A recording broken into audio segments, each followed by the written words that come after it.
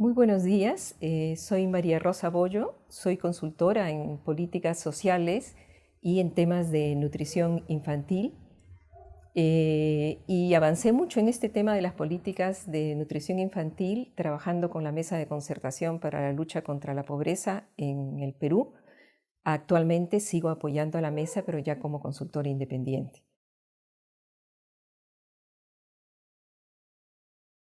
En realidad, el tema de la nutrición infantil, de la malnutrición infantil en el Perú, tiene diversas especificidades.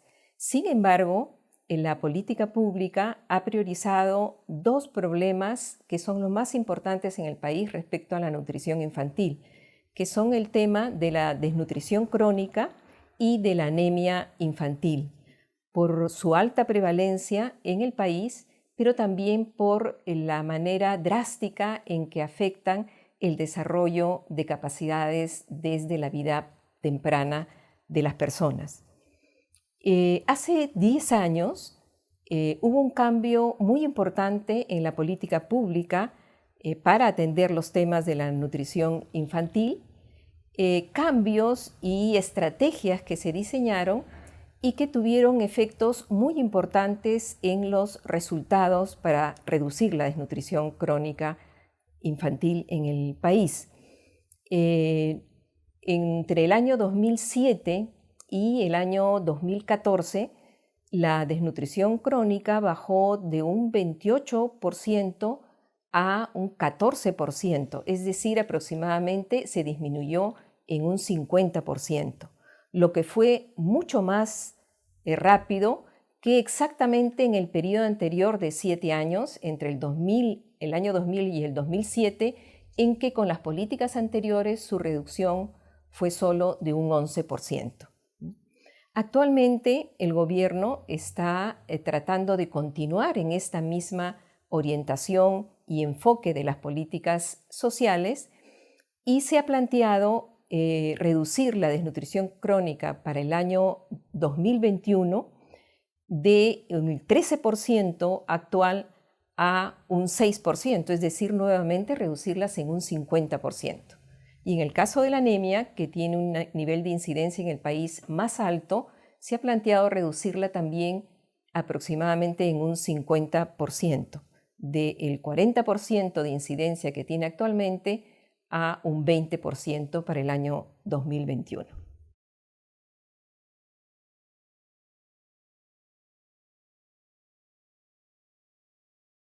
Para poder entender el nivel de éxito que han tenido las políticas públicas en el Perú para reducir la desnutrición crónica infantil, es muy importante relacionarlas con el contexto político y económico de este periodo de la vida del país.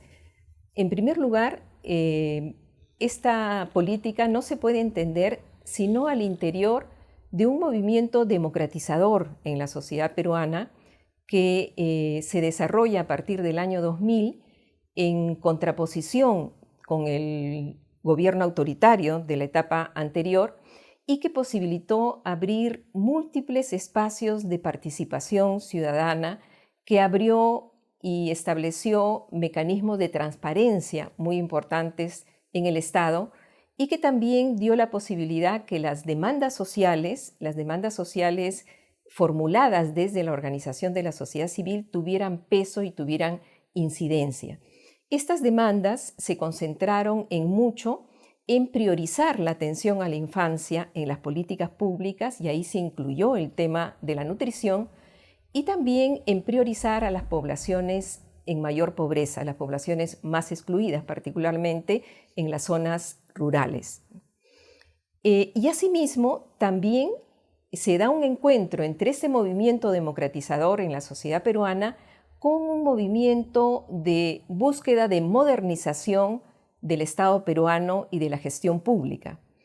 Esta acción de actores en función de modernizar la gestión pública planteó la necesidad de implementar una gestión por resultados en el país, buscando una mayor eficiencia y una mayor eficacia del Estado. El encuentro entre estos dos movimientos es lo que hizo posible que se formulara una política pública de atención a la infancia en 5 programas específicos en nutrición, en salud, en educación y en protección de la infancia, en un enfoque de gestión por resultados. Es este enfoque de gestión por resultados que se expresa en el programa articulado nutricional, que ha sido la matriz articuladora de la política pública para mejorar la nutrición infantil. Este programa posibilitó 4 cosas importantes. Un primer aspecto es que determinó un conjunto de intervenciones prioritarias y efectivas para combatir la desnutrición crónica infantil, demostradas de que tenían eficacia en combatir la desnutrición crónica infantil. Anteriormente, la desnutrición crónica se atendía básicamente con la distribución de alimentos, pero un mayor estudio de las causas que ocasionaban la desnutrición crónica infantil es la que llevó a priorizar este conjunto de intervenciones. Entre ellas, por ejemplo, la vacunación infantil, el seguimiento al desarrollo del niño, que aquí en el Perú se llama el CRET, el acceso a agua segura o la promoción de buenas prácticas en la familia para la nutrición del niño, ¿no? Un segundo aspecto importante en este programa es que se permitió los mecanismos para canalizar de manera permanente recursos presupuestales para estas actividades prioritarias y que la asignación de presupuesto a las instituciones no se perdiera en otras cosas, sino que era obligatorio canalizarlas a través de este programa para las intervenciones prioritarias. Un tercer elemento importante es que como este paquete de intervenciones prioritarias correspondía implementarlas a distintos sectores, por ejemplo, en la vacunación al Ministerio de Salud, la promoción de buenas prácticas tanto al Ministerio de Salud como al de Educación, la provisión de agua segura al Ministerio de Vivienda. Entonces, obligó a que se articularan las intervenciones entre distintos sectores del Estado, pero no solamente entre distintos sectores del Estado, sino también a distintos niveles de gobierno. El nivel nacional, que da básicamente la rectoría y la financiación, a nivel regional, que ejecuta los servicios y las intervenciones, y a nivel local, con un rol de movilización de la población y de la promoción del ejercicio de estos servicios. Y también, en la medida en que la familia tiene un rol central en cómo organiza y efectúa la nutrición del niño, también convocaba a una articulación entre el Estado y la sociedad civil, ¿no?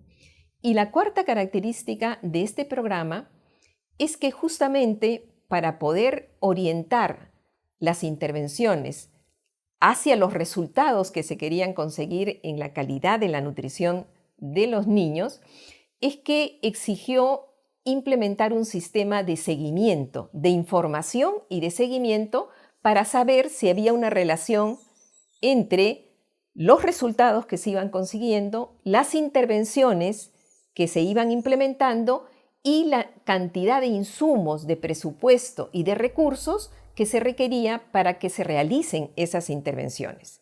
Entonces se crea una lógica de seguimiento que necesita construir mucha información en función de poder conocer si los resultados se estaban logrando con esas intervenciones priorizadas y con esos recursos asignados a esas intervenciones. En base a estas características, resalto 4, tenía muchas características este programa. En base a estas características básicas, efectivamente, los gobernantes pudieron experimentar que con un instrumento de mayor eficacia para lograr resultados en la población, era posible que ellos, como autoridad política, se legitimaran frente a la población, porque es una legitimación frente a un bien intangible. No es lo mismo que construir un puente y ahí queda el puente visible para todos y el presidente pone su placa, sino que el presidente, con esta información pública que podía manejar, también se dio cuenta que era un instrumento de legitimación políticas, no solamente el presidente, también las otras autoridades políticas, los ministros, etc., ¿no? Y también se dieron cuenta que con este instrumento articulador articulaban la intervención, el apoyo, el compromiso de distintos actores. Este proceso de articulación de actores en función de resultados en la vida del niño y en concreto en la nutrición también fue favoreciendo el desarrollo de un capital político, en el sentido que fue fortaleciendo el compromiso de distintas instituciones y de distintos actores en función de los resultados comunes planteados. La presencia y la acumulación de este capital político también fue un medio de presión en la agenda pública para que las siguientes autoridades también siguieran esta misma línea. Eso nos explica que el programa articulado nutricional y este enfoque de gestión por resultados para ir logrando resultados en la reducción de la desnutrición crónica efectivamente se haya mantenido a través de 4 gestiones gubernamentales distintas, digamos, ¿no? Han continuado con esta política y eso ha permitido un nivel de sostenibilidad en los resultados debido a esta continuidad.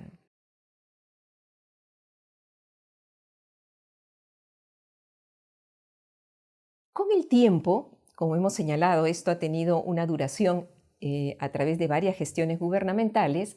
Con el tiempo, este enfoque efectivamente ha tenido ajustes, ha tenido modificaciones, ha tenido avances importantes, también algunos retrocesos, pero principalmente se han mantenido las características principales de esta ruta de trabajo, ¿no?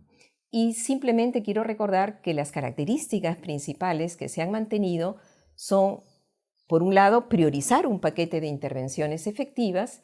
En segundo lugar, seguir inyectando de manera creciente y sostenible recursos presupuestales en estas actividades. En tercer lugar, y continuar construyendo un sistema de información complejo para poder hacer un seguimiento y un monitoreo de esa relación entre resultados e intervenciones.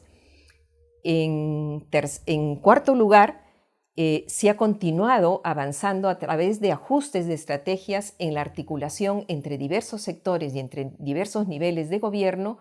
Y en quinto lugar, se ha mantenido una relación de apertura, de diálogo y de concertación con diversas organizaciones de la sociedad civil.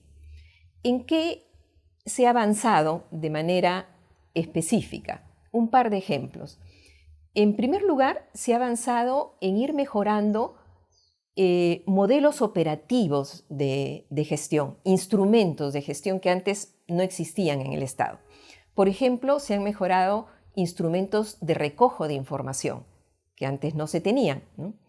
En segundo lugar, se han mejorado formas y mecanismos para que los insumos, los recursos, lleguen a todo el territorio. Anteriormente, el presupuesto y muchos insumos y recursos se quedaban o en el centro del país o en zonas más céntricas en las regiones, pero no llegaban, como hemos señalado, hasta el último kilómetro donde tenían que llegar, ¿no? Ha habido mejoras en esos instrumentos. Y en segundo lugar, también ha sido ocasión para desarrollar un sistema de estímulos para que las gestiones regionales y locales se orienten a conseguir estos resultados.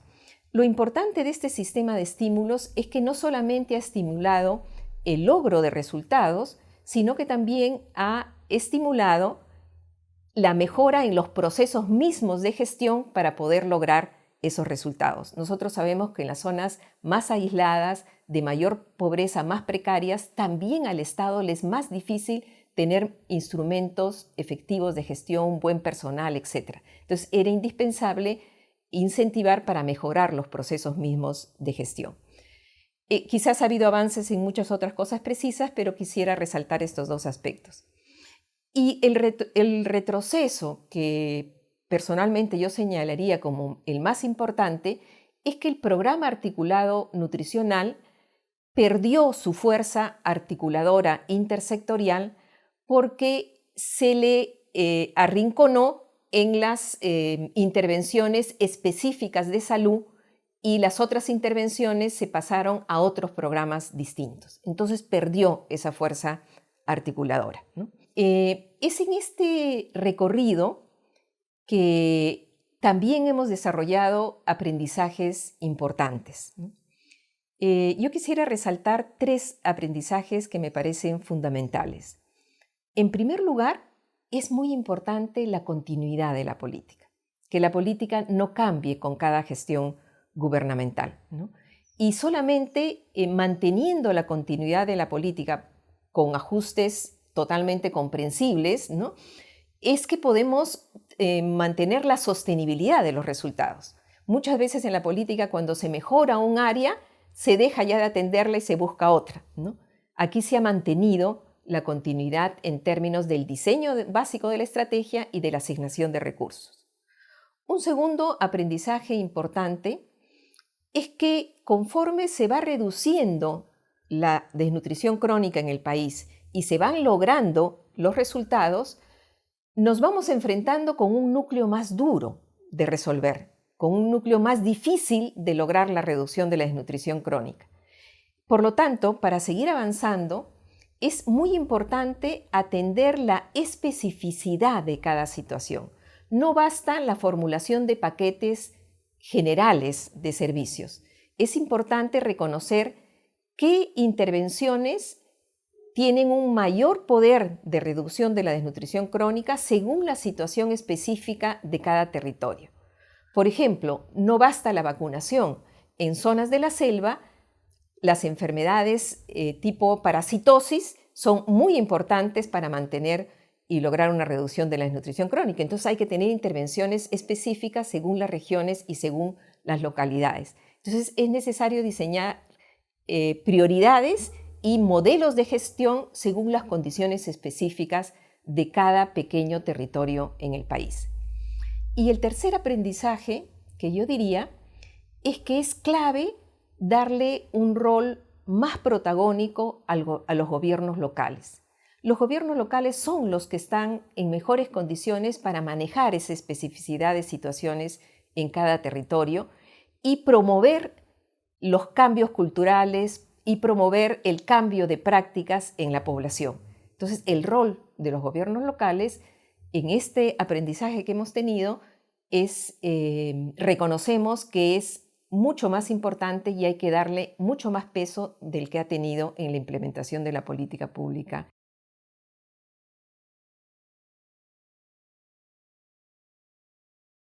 En este proceso, un aspecto de interés especial ha sido el problema de la articulación de actores.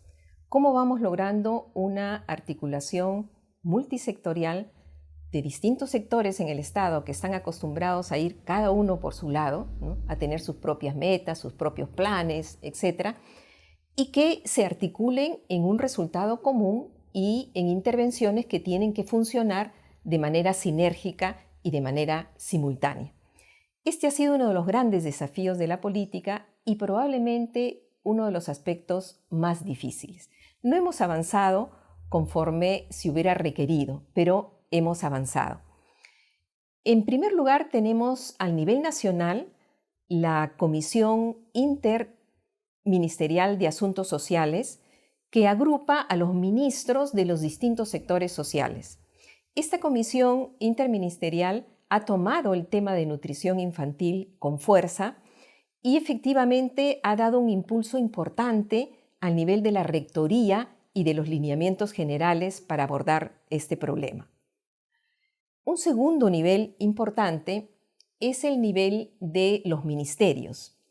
Ante la debilidad del programa articulado nutricional que buscaba articular a los sectores, el gobierno anterior del señor Ollanta Humala diseñó un ministerio, el Ministerio de Inclusión y Desarrollo Social, que tenía como misión fundamental articular las intervenciones en función de los sectores más desfavorecidos. Felizmente, el MIDIS, que así se llama este ministerio, tomó con fuerza el tema de la nutrición infantil y a través de la estrategia, una estrategia nacional Incluir para Crecer, que tenía como objetivo articular a los distintos sectores y a los distintos niveles de gobierno, logró organizar espacios permanentes de articulación entre los ministerios involucrados con el tema de la nutrición infantil.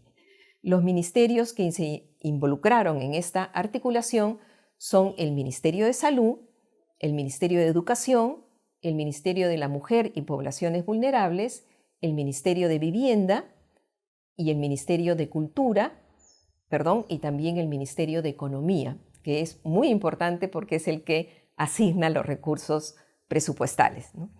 Entonces ha sido muy importante fortalecer un espacio de articulación donde se hicieron programaciones comunes de estas intervenciones y también se pudo llegar a un seguimiento común de cómo se avanzaba en términos de resultados. Y otro elemento importante que aportó el MIRIS es que también se consolidaron instrumentos de articulación, no solamente espacios de articulación, sino también instrumentos de articulación. Y quisiera mencionar dos de ellos. Un primer instrumento importante de articulación fue el impulso del padrón nominado de todos los niños que están en cada territorio donde debe intervenir el programa, y no solamente el identificar a los niños si están desnutridos o no están desnutridos, sino también renovar esta información a través de mecanismos permanentes de actualización de la información. Es en base a este padrón nominado que los distintos sectores programan y priorizan sus intervenciones en el territorio. Así, vivienda no va a priorizar agua donde no hay desnutrición crónica, sino que priorizará el servicio de agua donde la desnutrición crónica es más amplia, más fuerte, ¿no? Entonces, es un instrumento que ha servido para articular las intervenciones. Y otro instrumento que ha sido muy importante es este paquete de intervenciones por niño. O sea, la idea no es que cada ministerio tenga sus intervenciones que cuida la llegada de esas intervenciones, sino la idea es de que todos los ministerios se preocupen para que el paquete completo llegue a cada niño, ¿no? También ha sido una estrategia específica que ha permitido articular mejor las intervenciones. En un tercer nivel tenemos a los gobiernos regionales, a los gobiernos que implementan estos servicios en la región. Estos gobiernos regionales tienen aún mayor debilidad en articular intersectorialmente las intervenciones, pero en las gerencias de desarrollo social cada vez se están fortaleciendo más para cumplir este rol articulador. Son los que convocan a los distintos sectores ya mencionados para programar, planificar y hacer seguimiento a los paquetes de intervenciones priorizados. Y finalmente tenemos el rol de los gobiernos locales. Ahí es donde más débil ha sido la articulación intersectorial. Sin embargo, debido a un débil compromiso de los gobiernos locales en esta meta de reducción de la desnutrición crónica, pero también debido a un poco estímulo y espacio que se ha dado desde el nivel nacional y desde el nivel regional al protagonismo de estos gobiernos locales.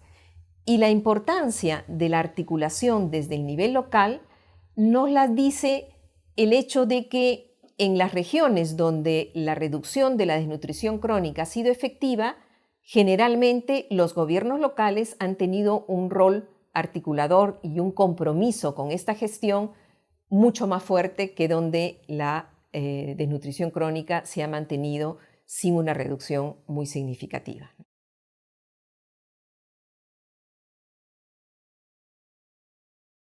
Otro aspecto importante y de interés en la implementación de esta política ha sido el consolidar un sistema de monitoreo. Nosotros acá le llamamos también de seguimiento, que en el fondo significa lo mismo, ¿no? O sea que yo voy a hablar más de seguimiento que de monitoreo. El implementar un sistema de seguimiento en esta lógica de la gestión por resultados, ¿no? Y este seguimiento, en este enfoque de gestión, más que ser por resultados, está orientado a lograr resultados, para resultados. ¿Por qué? Porque las intervenciones se han orientado sobre todo para lograr mejores resultados en las zonas de mayor pobreza, de mayor exclusión, aplicando un criterio básico de construcción de equidad en el país. ¿Cómo se ha fortalecido el sistema de seguimiento a partir de este enfoque de gestión por resultados, ¿no? En realidad, en nuestro país, el seguimiento en la función pública normalmente ha estado orientado a recolectar mucha información, ¿no? A recolectar información, pero esta información no llegaba a ser usada en los ajustes de la política, en la definición más precisa de la política, ¿no? No había un mayor análisis de esa información. En el caso del programa articulado nutricional, la información que se ha construido ha tenido por objetivo vincular los resultados que se van logrando, si se avanza o no se avanza, hay casos en que no se ha avanzado, los resultados que se van logrando, la cobertura y calidad de las intervenciones que se van efectuando y la cantidad de recursos y de insumos adecuados para que esas intervenciones se hagan bien. Entonces, lo nuevo del monitoreo ha sido seguir la relación, no solamente los resultados. Normalmente se sigue información si disminuyó o aumentó la desnutrición crónica infantil. La labor del seguimiento ha sido relacionar si hay una relación entre los resultados, las intervenciones y el presupuesto y los insumos que se adjudican a esas intervenciones. Y es por eso que el sistema de seguimiento ha construido indicadores de resultado, indicadores sobre las intervenciones, la cobertura y la calidad de las intervenciones, e indicadores sobre los insumos, cuánto de presupuesto, cuánto de personal, cuánto de insumos básicos para el funcionamiento de esos servicios, ¿no? ¿En qué se ha avanzado en este sistema de monitoreo o de seguimiento? Ha habido dos avances básicos importantes. Uno primero es que se ha logrado construir una gran cantidad de información regular, permanente, porque no basta construirla una vez, sino que hay que irla actualizando permanentemente, ¿no? Se ha logrado construir una gran cantidad de información sobre la evolución de los resultados, ¿no? Se ha logrado construir una buena cantidad de información sobre la cobertura y calidad de las intervenciones priorizadas y se ha logrado construir una cantidad de información regular que se va renovando particularmente sobre el presupuesto asignado, pero también sobre personal y sobre la circulación de insumos básicos, medicamentos, vacunas, multimicronutrientes, etc., ¿no? Esto es un avance importante vinculado a un sistema de utilización de esa información. Y el segundo avance importante, que es más reciente, creo que en el año 2013 recién se empieza a implementar ese tipo de seguimiento, es que anteriormente se hacía un seguimiento por cada intervención clave. Por ejemplo, ¿cuántos niños en todo el país o en toda la región o en la localidad eran vacunados? ¿Cuántos niños recibían el seguimiento al desarrollo del niño, ese servicio que se llama CRET, ¿no? ¿Cuántas madres habían tenido sesiones de apoyo, de promoción de buenas prácticas? O, en su defecto, ¿cuántos hogares donde están estos niños tenían acceso a agua segura?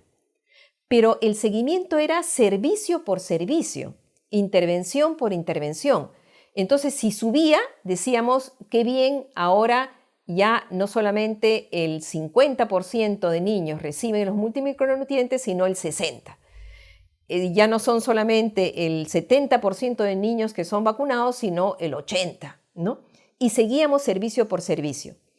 Pero se fue cayendo en la cuenta que el eje del servicio no era la institución que hacía el servicio y hacía llegar ese servicio a los niños, sino que era el niño. Había que tomar como punto de partida para el seguimiento también al niño. Entonces se formuló una forma de seguimiento en que era cuántos niños recibían el paquete completo necesario para reducir la desnutrición crónica infantil. Y cuando se empezó a hacer ese seguimiento, ¿no?, el número de niños que recibían el paquete completo, no una o dos de las intervenciones, sino el paquete completo, bajó a niveles muy fuertes. El 10%, el 12% de los niños en determinados territorios recibían el paquete completo. Entonces, esto creo que es una innovación de la manera de hacer seguimiento muy importante para tener efectividad en la reducción de la desnutrición crónica. Porque lo importante no es cuántos servicios doy a los niños, sino cuántos niños reciben el paquete completo de servicios.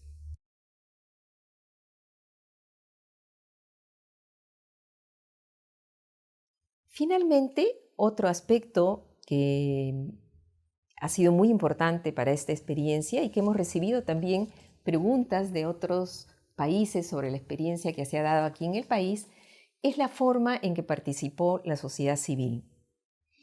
Y yo ahí quisiera resaltar dos aspectos en relación con la participación de la sociedad civil. En primer lugar, la propia organización e iniciativa de la sociedad civil, ¿no? En realidad, en este contexto del movimiento democratizador en el conjunto de la sociedad peruana que mencionaba al inicio de esta presentación, ayudó a empoderar muchas de las iniciativas de la sociedad civil en relación al tema de la infancia y en particular al tema de la nutrición infantil, ¿no? Y estos aportes se han dado de distintas maneras, desde la promoción de experiencias locales interesantes de reducción de la desnutrición crónica infantil, a través de la construcción de espacios articuladores de sociedad civil a nivel nacional o a nivel regional, redes, o a nivel nacional, por ejemplo, un espacio a destacar es la IDI, la Iniciativa contra la Desnutrición Crónica Infantil, que agrupa diversas organizaciones de la sociedad civil y de la cooperación internacional, o también la organización de campañas en la sociedad. Se han desarrollado en este periodo interesantes campañas desde la sociedad civil en términos, por ejemplo, de las niñas y los niños primeros en el presupuesto público. Y ahí se pedía presupuesto para combatir la desnutrición crónica infantil. O también campañas de Vota por la Infancia. Y en esas campañas de votar por la infancia en los procesos electorales también se incluía con una fuerza prioritaria el mejorar la nutrición infantil, ¿no? Este es un aspecto clave de este proceso. Pero hay otro aspecto clave que quisiera resaltar, y es que se construyeron espacios de concertación entre el Estado y la sociedad civil, espacios permanentes, entre los cuales los más destacados han sido el Acuerdo Nacional, que es un foro en que se reúnen los representantes del gobierno, diversos representantes de la sociedad civil a nivel nacional y también los representantes de los partidos políticos. Y este espacio del Acuerdo Nacional, este foro del Acuerdo Nacional, ha venido diseñando políticas de Estado, no políticas para la coyuntura, sino políticas de Estado buscando que sean permanentes en la sociedad peruana, y una de ellas ha sido justamente atender a la infancia y a la nutrición infantil. Y el otro espacio central en este periodo ha sido la formación de la Mesa de Concertación para la Lucha contra la Pobreza, que se crea en el año 2001 y que ha tenido como rol, más que diseñar políticas de Estado, el ayudar en la implementación de las políticas, en la implementación, en el ajuste, en la mejora de las políticas. Bien, finalmente quisiera señalar que para el Perú ha sido muy importante tener un marco común de resultados, ¿no? Que justamente es algo que nos ha ayudado también a construir y a intercambiar con otros países el movimiento SAN. Em, el tener un marco común de resultados nos permite articular distintos esfuerzos, nos permite articular a los diversos actores que tienen responsabilidades, que tienen compromisos con el logro de una mejora de la nutrición infantil. Nos permite no dispersar esfuerzos, nos permite no repetir intervenciones, no repetir esfuerzos y articularlos mejor. En definitiva, nos permite tener mayor fuerza y por lo tanto mayor eficacia.